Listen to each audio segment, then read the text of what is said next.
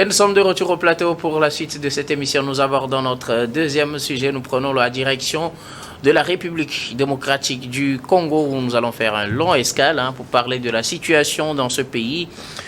Besoin de 2,6 milliards de dollars pour financer un plan de réponse humanitaire. Il faut dire que la communauté humanitaire des Nations Unies et le gouvernement congolais ont appelé ce mardi à mobiliser 2,6 milliards de dollars pour faire face à la crise humanitaire alarmante dans l'est de la République démocratique du Congo, selon un communiqué rendu public ce mardi par l'Organisation des Nations Unies. Ces fonds vont servir à venir en aide pour apporter une assistance vitale et des services de protection à 8,7 millions de personnes dont la survie dépend largement de l'aide d'urgence. Selon ce même communiqué, il faut dire que près de 25,4 millions de personnes sont en situation d'insécurité alimentaire cette année en République démocratique du Congo. 8,4 millions sont des enfants qui sont touchés par des malnutritions aiguës, des enfants de moins de 5 ans et des femmes enceintes. Une situation qui alarme au-delà même de la République démocratique du Congo. Les Nations Unies ont besoin de 2,6 milliards de francs CFA pour faire face à la situation. À Kokuvia, Baili, à Bassa, il faut mobiliser 2,6 milliards cette année pour faire face à la situation de crise humanitaire en République démocratique du Congo. Cette situation est due au conflit qu'on connaît dans l'est du pays, mais également à d'autres éléments. On prend par exemple la crue du fleuve Congo et les inondations dans sa vallée, et les problèmes de récolte au niveau de l'ouest du pays par exemple, les conflits intercommunautaires et le grand problème, la crise ou bien les rébellions dans l'est du pays. Tout ça fait que 6,7 millions de Congolais sont déplacés dans leur propre pays. Il faut mobiliser 2,6 milliards de dollars pour leur venir en aide. Oui, vous savez, la situation au niveau du Congo, ça fait toujours mal. Quand on veut parler du Congo, ce pays très riche en minerais, très riche en beaucoup de choses qui peuvent permettre à ce pays d'être une grande puissance en Afrique, mais qui traîne toujours derrière à cause de mauvaise gestion ou des incursions des rebelles par ici ou des situations climatiques qui rendent la population vulnérable. Nous pouvons dire aujourd'hui que pour une question humanitaire, ça vaut le coup. 2,6 milliards de dollars, c'est beaucoup d'argent. On va mobiliser ça à travers quoi? J'espère que l'ONU trouvera des solutions à ça, mais c'est pour venir en aide à des déplacés qui sont dans des situations vraiment très très inconfortables. Plusieurs personnes, c'est-à-dire nous voyons la question tout de suite qu'il y a des déplacés, tout ça là, mais c'est le retard de l'économie du Congo, c'est le retard sur l'éducation de la population congolaise, c'est l'impact négatif sur le développement économique et social du Congo. Si cette mobilisation peut permettre de régler un tant soit peu le problème du Congo, nous ne pouvons que constater et apprécier ce que l'ONU fera dans ce sens. Bon, l'ONU, avec ses démembrements qui vont essayer de toucher les officines des mécènes, ainsi de suite. Bon, maintenant, au niveau du Congo, quel est l'apport même du Congo? C'est ça que nous devons vérifier. Le Congo, c'est un pays très riche, immensement riche, très vaste, avec une grande population. Mais quel est l'apport même du Congolais dans cette mobilisation? Nous savons qu'il y a des grandes entreprises installées au niveau du Congo qui font des affaires, surtout en matière d'extraction des minerais pour l'exportation, qui ne sont même pas transformés sur place. Ce sont des milliards qui sont engagés à chaque minute. La question de ces riches qui sont au niveau du Congo, qui font de la richesse, quel est leur apport dans ce budget que l'ONU évalue à 2,6 milliards pour venir au soutien de la population? Donc nous ne pouvons que les encourager, aller dans ce sens, mobiliser vraiment de moyens pour essayer de stabiliser ce pays afin d'aller très rapidement dans les questions plutôt de développement que d'assistanat de la population. Merci beaucoup à vous. Abaïli, alors, Arnaud, l'ONU a besoin de 2,6 milliards de dollars, ce qui équivaut un peu à 15 milliards 821 millions de francs CFA, si on prend le franc CFA de l'Afrique de l'Ouest, pour venir en aide aux populations congolaises. Ils sont 8,7 millions de personnes à avoir besoin d'aide humanitaire d'urgence. Dans ce même pays, 6,7 millions de personnes sont des déplacés internes. On connaît un peu la situation de ce pays qui fait face à une crise sécuritaire depuis quelques années maintenant et disons à une crise climatique avec la crue ces derniers mois du fleuve Congo qui a provoqué des déplacements de population. Oui, vous savez, la RD Congo, je dirais donc, je ne sais pas si c'est une malédiction qui est en train de frapper ce pays, parce que tant les hommes politiques ne sont pas honnêtes, que les populations en subissent et qu'ils en font donc les frais, il va falloir aujourd'hui qu'on pense nécessairement au peuple. Et penser au peuple, c'est de solutionner aux problèmes vitaux dont le peuple a besoin. 2,6 milliards, mon co-débatteur vient de le souligner. Moi, ce qui m'intéresse, c'est l'aspect technique. Comment financer donc les 2,6 milliards? Par quels moyens, par quelle alchimie tomberont donc les 2,6 milliards? On fait souvent des levées de fonds. Comme on vient de l'annoncer, il y a des volontaires qui vont faire des dons, des organisations qui vont faire des apports également. L'année passée, on n'a pas pu en tout cas mobiliser la totalité. On a mobilisé moi-même d'ailleurs de la moitié des fonds nécessaires. C'était 40% qu'on a pu mobiliser. Cette année, il y a une augmentation de 30 millions de dollars. Donc on était à 2,5 et quelques l'année dernière. On est à 2,6 cette année. On ne sait pas si on pourra les mobiliser, mais voilà, de façon générale, comment ça se fait. On mobilise les gens, les bonnes volontés, les mécènes, les organisations humanitaires, et chacun apporte ce qu'il peut pour qu'on puisse venir en aide aux populations. Si les fonds collectés, les fonds réunis donc, pouvaient servir à la mission à laquelle elle est dédiée, c'est ce dont nous pensons aujourd'hui. Est-ce que les 2,6 milliards étant mobilisés peuvent donc faire l'affaire? Est-ce qu'ils peuvent être répartis proportionnellement au prorata donc des conditions de vie de ces populations déplacées? Vous venez justement de souligner donc la situation des déplacés. Il y a aussi le cas donc des malnutris, des enfants qui sont en instance donc d'allaitement, les femmes qui allaitent également, qui ont besoin nécessairement donc d'assistanat. Est-ce que les 2,6 milliards sont mobilisés, pourront faire l'affaire? J'en doute fort.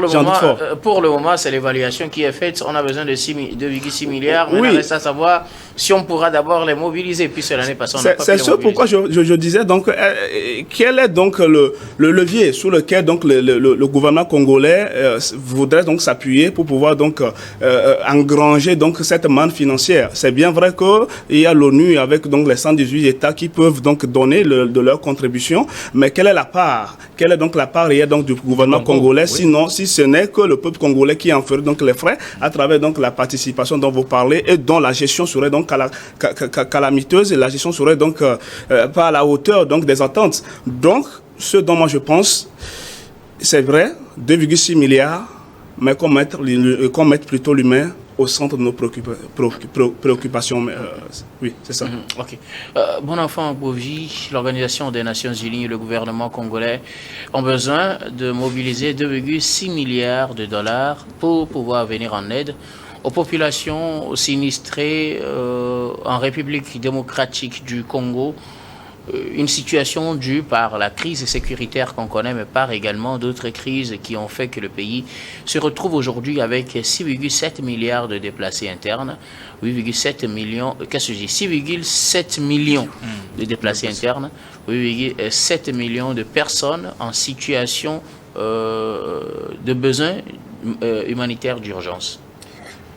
Bien, vous savez, moi, en tant qu'Africain, lorsque à chaque fois je vois les images dans lesquelles, la situation dans laquelle mes frères africains sont partout, surtout en République démocratique du Congo, ça m'interpelle.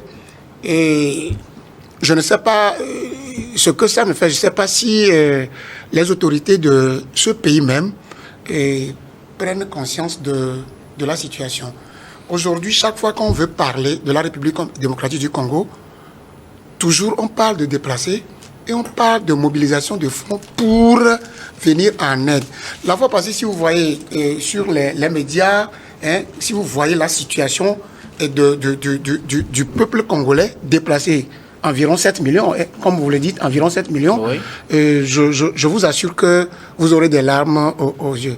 Maintenant, le problème n'est pas de savoir, en réalité, le problème n'est pas de savoir comment les Nations Unies feront pour mobiliser les 2,6 milliards.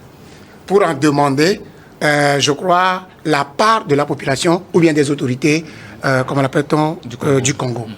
Le problème ici, c'est que les Nations Unies même, comme l'année passée, ils avaient demandé, ils avaient eu jusqu'à 40% de ce qu'ils ont demandé. Eux-mêmes, ils connaissent les mécènes, ils connaissent les gens qui pourraient les aider. Mais faudrait-il que ce qui serait mobilisé soit vraiment utilisé à bon escient pour sortir nos frères africains là. Ici, nous n'avons pas une proportion pour dire que c'est, par exemple, à cause de la guerre que les gens sont déplacés, mais vous voyez qu'il y a encore d'autres paramètres. Il y a l'inondation, il y a beaucoup de choses. Voilà. Donc il n'y a pas de proportion pour dire que c'est la guerre qui a fait déplacer les gens, etc. Mais il faut savoir quand même qu'on a enregistré d'être déplacés allant environ 7 millions. C'est déjà beaucoup. L'essentiel, c'est qu'il faut que tous les Africains se mobilisent.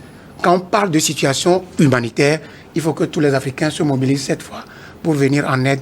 Ce qui me fait encore mal, c'est que dans cette situation, nous voyons encore des femmes enceintes.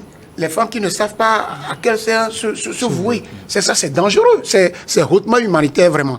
Et c'est sur ces bases-là, il faudrait que ça appelle la conscience de tous les Africains pour qu'on puisse aider les gens. Maintenant, il faut que les autorités reviennent pour des stratégies. Vous savez qu'en Afrique, on ne peut pas bloquer l'inondation. On ne peut pas. Et même, vous voyez, dans les pays développés, il y a toujours des inondations, il y a des déplacés. Mais aujourd'hui, il faut créer des conditions pour que, quand ces choses-là, ces calamités et ces cas de force majeure arrivent, et prendre en compte la population pour le bonheur. Sinon, quand vous voyez les images, ce n'est pas, ça n'arrange pas et ça n'honore pas les Africains que nous sommes. Alors, moi, mon interrogation subsiste, ou bien mes inquiétudes par rapport à la mobilisation de ces fonds, parce qu'il a été difficile de mobiliser l'année dernière les 2,5 milliards de dollars. Et cette année, c'est 2,6. On ne sait pas où on en sera, mais la situation s'aggrave de jour en jour. On a connu aussi l'année dernière cette crise, ou du moins, c'était l'année dernière. L'année dernière, oui. Seulement que ça s'est aggravé cette année. Guerre, non, je veux parler des autres crises dans le monde qui ont suscité beaucoup d'attention. En Ukraine, par exemple. Je veux parler de la guerre en Ukraine. Oui. Actuellement, il y a la situation à Gaza, oui. où toutes les attentions sont tournées vers ces situations. C'est vrai, sur le continent, il y a également d'autres crises à part le Congo. Il y a plusieurs autres pays qui traversent des moments difficiles où on fait souvent des appels. Mais le constat général est qu'on a du mal souvent à mobiliser des fonds pour les situations sur le continent africain. Que se passe-t-il? L'Afrique manque-t-elle d'éléments à mettre sur la table pour pouvoir mobiliser les fonds? Parce qu'on sait combien de fois les pays ont été quand même volontaires pour envoyer des armes de pointe en Ukraine, pour envoyer de lourds soutiens au président ukrainien Volodymyr Zelensky pour faire face à la Russie. On sait combien de fois tout le monde a porté sa voix pour défendre la cause des habitants de Gaza. Mais que se passe-t-il en Afrique pour que quand il s'agit de ce genre de guerre, c'est comme si tout passe sous silence à Baïli? L'Afrique manque-t-elle de quoi mettre sur la table pour pouvoir attirer la sympathie ou bien attirer les fonds nécessaires pour faire face à ces crises? Bon, l'Afrique a une grande richesse, mais l'Afrique n'est pas présente sur le plan, fortement présente sur le plan diplomatique pour la mobilisation surtout des moyens. En ce qui concerne par exemple les aides humanitaires et surtout par rapport au conflit au théâtre de conflit sur le territoire africain, il n'y a pas vraiment de vraie comment on appelle, charismatiques pour essayer d'apporter vraiment des solutions.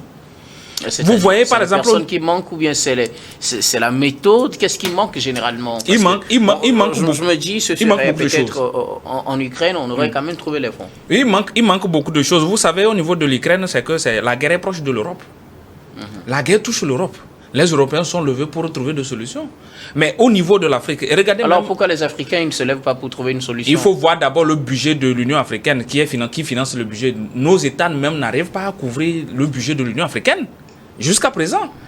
Mais ça dit que quand il y a une situation sécuritaire, normalement c'est l'ONU, le Conseil de sécurité de l'ONU qui se lève premièrement pour donner, comme on appelle, la résolution à prendre pour nos pays. Mais au niveau du Conseil de sécurité, nous n'avons même pas un seul représentant permanent. Nous n'avons que des gens qui participent juste, comme on appelle, de seconde zone. Donc, la décision, si on veut prendre la décision... Ils sont des membres non permanents, donc par moment, ils sont là quand même par moment. Oui, c'est pour cela que je dis de seconde zone, parce que ça dit que quand la décision... Vous n'avez pas le droit de veto, vous ne pouvez pas vous imposer. Donc, c'est difficile de prendre des résolutions pour des situations africaines en tenant compte des réalités africaines. Regardons par exemple ce qui se passe au niveau du Congo. Si on veut parler vraiment de la situation au niveau du Congo, on devait parler au sein de l'Union africaine. Ça devait commencer par là. Et là, au niveau du Congo, c'est très difficile même de trouver une petite des compromissions au sein même des Congolais pour des situations comme ça. Bon, imaginons par exemple, pour toutes ces entreprises d'extraction minière, tout ça là au niveau du Congo. Si on dit une situation sécuritaire au niveau du Congo, met la population dans une situation difficile, pourquoi le gouvernement ne peut pas imposer, par exemple, des taxes supplémentaires à ces entreprises pour financer l'effort de guerre au niveau du Congo, ou bien d'apporter du soutien à la population? Il faut attendre l'ONU avec comment on appelle, qui va prendre du temps, tout ça là. L'État n'a pas le contrôle de toutes ces entreprises. L'État n'est pas propriétaire de ces entreprises. Mais c'est grave. C'est très grave si l'État n'arrive pas à contrôler son territoire. C'est très grave. C'est vrai que le Congo est très vaste, mais essayons de mettre, si ça ne va pas, mais ça dit que trouvons d'autres solutions. Ça fait plusieurs années que le Congo traverse des situations comme ça. Nous ne pouvons pas aller à la partition du Congo, mais ça veut dire qu'ils ont une régionalisation avancée au niveau du Congo. Nous prenons par exemple le cas du Kivu qui fait beaucoup plus, comment on appelle, beaucoup plus de difficultés au Congo. Le Nord Kivu. Mais avec la capitale Goma qui est finalement... Bien sûr, sous les balles, on appelle, les balles de M23. On en parlera tout à l'heure. Oui, mais essayons de trouver une solution durable à cette crise. Qu'un président qui vient pour faire 5 ans ne fasse pas seulement de discours au niveau du Kinshasa, fasse juste une petite visite au niveau de Goma, ou peut-être pour atterrir même son avion, il a des difficultés parce que les balles sifflent un peu partout, il ne pouvait même pas atterrir. Retourner au niveau du Kinshasa, dire que non, on va trouver une solution, il faut me réélire, on va trouver une solution, et rien n'est fait. Et ça continue comme ça. Essayons de trouver une solution entre Congolais d'abord. Il faut que les Congolais trouvent des solutions à leurs problèmes. Et s'ils trouvent vraiment, c'est-à-dire que s'ils se disent que voilà le chemin à suivre, les autres, comment on appelle, institutions ou les autres États peuvent venir les accompagner. Mais il faut dire que les Congolais, en tout cas, pour la politique du président Tshisekedi, fait, on dirait, de son mieux, parce qu'apparemment, il arrive quand même à mettre des gens de son côté. Il fait de son mieux dans la défense des intérêts du Congo. Il fait de son mieux dans les discours. Il avait déclaré qu'il va déclarer la guerre au Rwanda. Vous auriez aimé qu'il aille en guerre vraiment contre le Rwanda? Je ne conseille pas ça. Je ne conseille pas ça, mais je pense qu'on peut trouver une solution très rapide. Moi, la question que vous avez posée tout à l'heure concernant est-ce que l'Afrique ne sait pas qu'est-ce que l'Afrique doit mettre sur la table pour attirer ses financements pour sa cause, parce que généralement... Vous savez, ça va dépendre de la base. Hein. Je crois que mon co-débatteur a dit tout à l'heure, j'en viens. Le co-débatteur a dit tout à l'heure que la plupart des pays africains, si nous prenons la RDC, c'est un pays très riche. Mais le fait d'avoir des minerais, le fait d'avoir des choses là, ne veut pas dire que tu ne peux pas être pauvre. C'est ça que nous voyons au niveau de la RDC. La RDC a des richesses, mais... Les minéraux ne sont pas de l'argent directement. Il faut les transformer. Voilà, ça doit être exploité. Et vous voyez, quand on extrait les choses là, ça ne se traite pas même sur le territoire congolais. Ça va ailleurs. et on fait une politique de traite. C'est comme ça se passe. Maintenant, on fait une exportation. Dites-moi, quand les gens évaluent la richesse de la RDC, oui, et que la RDC n'a pas pu capitaliser ceci pour mettre de côté des réserves pour venir en aide à la population sinistrée en ce moment. Moi, je suis désolé. C'est pourquoi je dis qu'on doit commencer par la base. C'est que le peu que Dieu nous a donné, on n'en achète pas. Dieu nous a donné. Il faut que l'extraction, la production, la vente et les bénéfices soient utilisés à bon escient. Soit sous contrôle d'abord de l'État.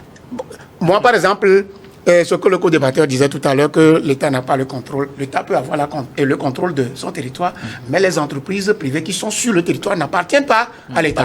Oui, qu'est-ce que l'État peut faire en ce moment? L'État congolais pourrait faire un plaidoyer auprès de... Parce que toutes les entreprises implantées sur un territoire paient des taxes. Ouais. Il y a peut-être augmenter les taxes pour résoudre ce problème. Nous avons vécu dans plusieurs pays, même dans notre pays, ici le Togo, quand il y a une situation, on fait quoi? La brasserie peut faire quoi? Ajouter 5 francs sur la chose là. Tout ça là pour aider les gens, pour résoudre un problème, c'est normal. Mais aujourd'hui, le gouvernement, pour pouvoir mobiliser un fonds pour aider les autres, pourrait demander de manière chose-là à toutes les entreprises implantées sur le territoire, parce que ici ce n'est plus le problème de guerre, c'est un problème humanitaire. Ouais, non. Donc je ne vois pas que le gouvernement congolais pourrait trop faire en demandant de l'aide à ces entreprises qui viennent extraire, surtout moi ça, qui viennent extraire les choses. On ne sait pas d'où passe l'argent. Maintenant il y a une situation et à laquelle on doit trouver des solutions. L'État n'a qu'à aller dans ce sens. Et je vois que les 2,6 milliards que l'ONU aurait pensé mobiliser pour venir en aide à nos frères, on peut avoir une grande part dans cela. Donc, mais il faut dire que 2,6 milliards, c'est pas peu. Hein, oui, je sais, mais... $2 surtout. $2, vous avez l'élection qui est passée la fois passée là. Voilà. Ça dépasse quoi? Ça dépasse les 2,6 milliards. Donc il ne faut même pas parler de ce truc-là. Le Congo, même si on utilisait les ressources, le Congo voudrait être autonome vraiment. Ouais, non. Le Congo connaît l'extraction, connaît comment on fait des choses là et avoir des réserves. Le Congo même peut sortir les 2,6 milliards là pour venir en aide à ces choses-là. Le problème, c'est que je ne sais pas si c'est la géopolitisation ou bien c'est encore la métropole qui est en train de faire des trucs. Mais ce que nous disons aujourd'hui, je sais que le Congo, si le Congo arrive à maîtriser son économie, le Congo pourrait faire beaucoup de choses pour venir en aide sans pouvoir aller encore demander de l'argent à qui que ce soit. À chaque fois, l'Africain tourne ses regards vers l'extérieur et à plus forte raison, l'extérieur aussi sait que nous ne pouvons rien. Nous avons les richesses, même nous ne savons pas comment nous devons les traduire dans nos vécus quotidiens. Et nous serons toujours en esclavage. Et c'est ça. Donc moi, aujourd'hui, l'Afrique doit reposer la balle et savoir redécoller pour qu'on sorte de ce carcan d'esclavage que nous vivons depuis il y a plusieurs années. Merci beaucoup à vous, bon enfant Boviano Igougan. Qu'est-ce qu'il manque à l'Afrique pour pouvoir peser dans la balance en matière de mobilisation de ressources? Parce que généralement, le constat est le même. On serait peut-être sur un autre continent, on serait dans un autre pays, qu'on n'aurait pas eu, même si on ne mobilise pas la totalité, on aurait quand même eu des espoirs. Mais là, on ne sait pas si on pourra mobiliser les 40% comme on en avait mobilisé l'année passée. On ne sait pas peut-être à quoi s'attendre pour l'année prochaine. Déjà, ce début d'année, c'est 2,6 milliards de dollars qu'il faut mobiliser pour venir en aide aux déplacés et aux sinistrés qui sont en situation de besoin humanitaire urgent. Ça veut dire que s'il faut prendre en compte toute la population congolaise, on est encore à plusieurs fois, sauf que là, il y a une cible, 8,7 millions de personnes qui sont en besoin humanitaire d'urgence. Ils ont besoin de 2,6 milliards de dollars. Pourquoi n'arrive-t-on pas à faire ces mobilisations? Oui, nous n'arrivons pas à faire donc cette mobilisation parce que nous vivons d'abord sous la protection donc de certains États qui se trouvent plus supérieurs. Je parlerai donc des États-Unis, de la France et de tout ce dont on connaît comme les Occidentaux. Donc, la MONUSCO tout d'abord s'est invitée donc à résoudre la crise congolaise. Elle n'a pas réussi. À un moment donné, Tshisekedi a manifesté son désir. Elle venait pour le maintien de la paix. Oui, elle venait pour le maintien de la paix parce qu'elle a été envoyée par Donc, à la demande de la République démocratique du Congo, bien sûr. Bien évidemment, il y a une convention qui les lie. Donc, c'est pourquoi elle a eu donc à solliciter donc l'aide donc de la MONUSCO. Je voudrais dire donc que nous vivons en réalité par procuration parce que nous n'avions pas réellement donc les moyens pour mobiliser.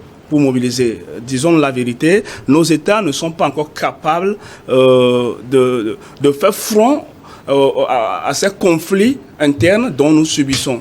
Parce que nous avions des cas sociaux qu'il va falloir régler d'abord. Nous avions donc, je parle des cas sociaux, il y a les fonctionnaires qui sont là, il y a tant de contraintes à qui donc nos gouvernants donc sont tenus donc à pouvoir donc faire face, et aller encore mobiliser les moyens pour lutter contre le terrorisme, pour lutter contre les conflits dont on parle aujourd'hui dans le cas congolais. Ça serait trop. Donc c'est pourquoi ils préféraient donc se rabattre du côté donc de l'ONU, parce que dans les mobilisations de ces fonds, quand je prends 2022, c'est 55% qui ont été financés.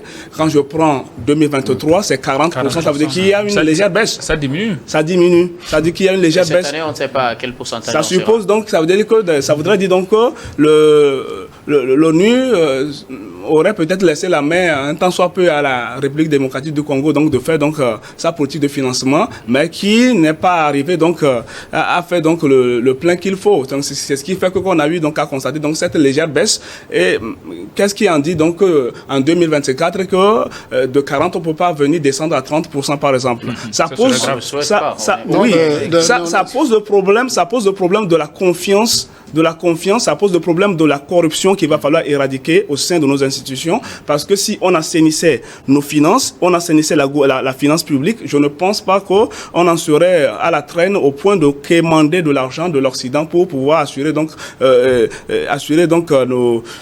besoins de nos populations. Donc le problème ici, c'est le manque de la confiance entre Africains. On ne se fait pas confiance. On ne voudrait pas que la crise profite à certains Africains.